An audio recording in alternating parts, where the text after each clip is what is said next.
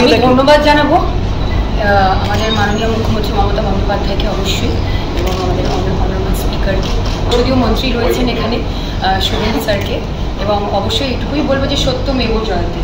সবাইকে ধন্যবাদ, আপনাদেরকেও। আপনারাও 7 দিন ধরে আমাদের সাথেই এই যাত্রায় ছিলেন অনেকেই এখানে, আপনাদের সকলকে ধন্যবাদ জানাই। আগামী দিনে যাতে নিজের দায়িত্ব যা আজকে শপথ বাক্য পাঠ করলাম সেই দায়িত্ব যেন ঠিকমতো পালন করতে পারি, সবাই আশীর্বাদ। রাজ্যপালের কাছে কি বার্তা থাকবে? আমি এবং রেয়াদ্দা অনেক ছোট ওনার থেকে, ওনার সন্তান তুল্য, যেরকম স্যার বললেন, ওনার আশীর্বাদ চাই, এবং উনি যাতে আশীর্বাদ করুক, আগামী দিনে খুব ভালোভাবে কাজ করতে পারে। না, উনি মন থেকে আশীর্বাদ দিয়ে দেবেন আমাদের, কারণ শপথ বাক্য পাঠ করানোর বেলায় তো অনেকদিন ধরে চিঠির কোনো উত্তর দেননি, তাই যেতে চাইলেই তো আর ওনার দেখা পাওয়া যায় সেরকম তো নয়। আমরা 7 দিন ধরে দেখেছি, উনি মন থেকেই আমাকে আশীর্বাদ করেন।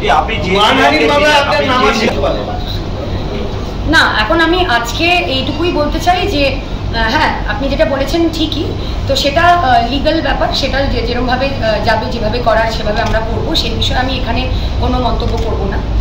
এটুকুই বলবো যে আজকে অবশেষে শান্তির ঘুম ঘুমোতে পারবো। আপনি চেয়েছিলেন যে বিধানসভায় শপথ গ্রহণ এবং অধ্যক্ষ শপথ বাক্য আপনাদের পাঠ করা, ঠিক আপনার সেই মনোবাসনা পূর্ণ?